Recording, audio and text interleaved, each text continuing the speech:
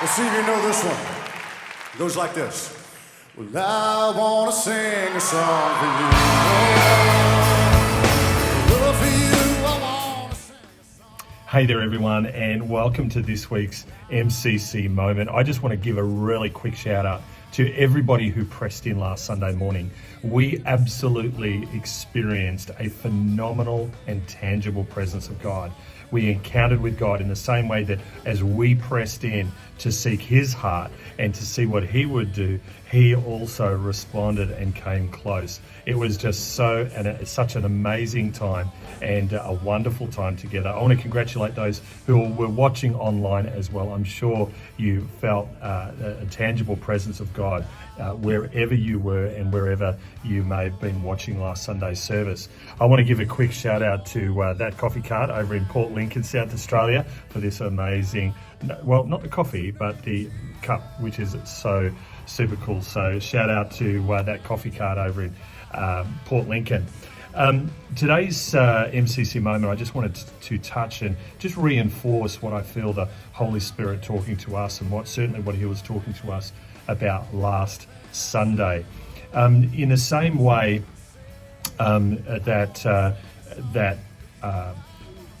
in the same way that we are created in the image of God, we are carriers of his presence.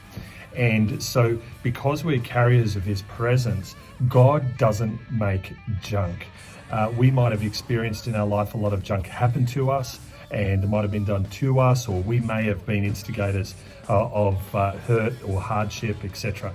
But God doesn't make junk. In the same way that we read in 2 Chronicles chapter 7 at the dedication of the temple, that of King Solomon's temple, or that was passed down to Solomon, and then Solomon's father David instructed Solomon in how to build it. In the same way that no expense was spared, and the absolute best of the land in terms of builders and craftsmen and artisans were employed to build this temple, God has not spared any expense in creating you and building you.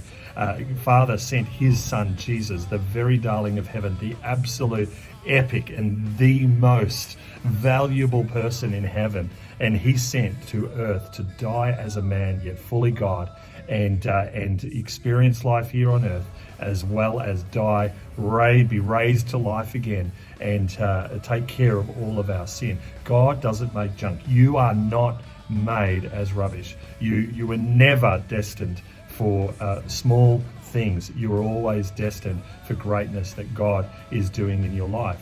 So the first thing that we talked about is that we are carriers of his presence. 1 Corinthians chapter 3 verse 16 says, "Do you not know that you are the temple of God, and the Spirit of God dwells in you?" How exciting is that? Just to stop right now and understand and just take in that revelation right now that we are carriers of God's presence. And so in the same way, if we are carriers of God's presence, when we understand that and when we know that, that causes us to walk in a completely different way.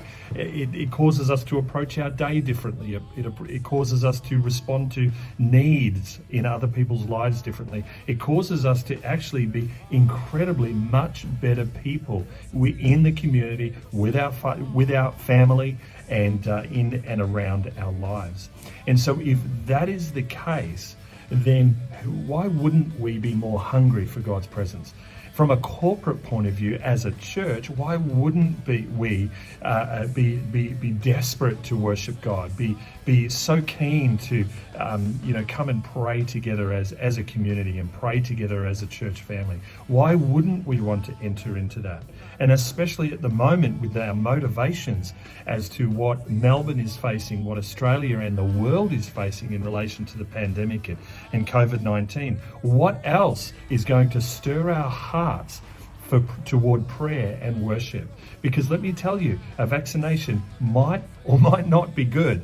What we need is an encounter with God. What we need is to be hungrier for more of him and to encounter him in a life-changing way. And that's not going to happen with complacency. It's not going to happen with us just letting the day go by, not turning our hearts towards him, not turning our worship towards him, not coming to church or not coming to prayer meetings or not entering into those sorts of invitations. Friends, revival happens in our heart first when we make a choice, when we make a stand within our life that really declares, as for me and my house, we will serve the Lord. And service looks like coming to church. Service looks like coming to prayer meetings. Service looks like praying in our prayer closet or at our quiet times before the Lord, spending time in the Word and pressing in to do those things. So I want to extend a special invitation to you.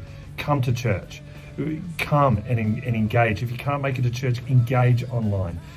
Come to our prayer meetings, which at the moment are over Google Meet, and we can meet. You can stay at home and yet still connect and pray together. We have had extraordinary prayer encounters with God during those times, during those online prayer meeting times. So I want to encourage you. Let's press in together. Let's see a breakthrough take place, and let's really give God all the glory and all the praise that he absolutely deserves for what he is doing and what he has done in our lives. So God bless you. We'll see you soon. And don't forget, coffee's good.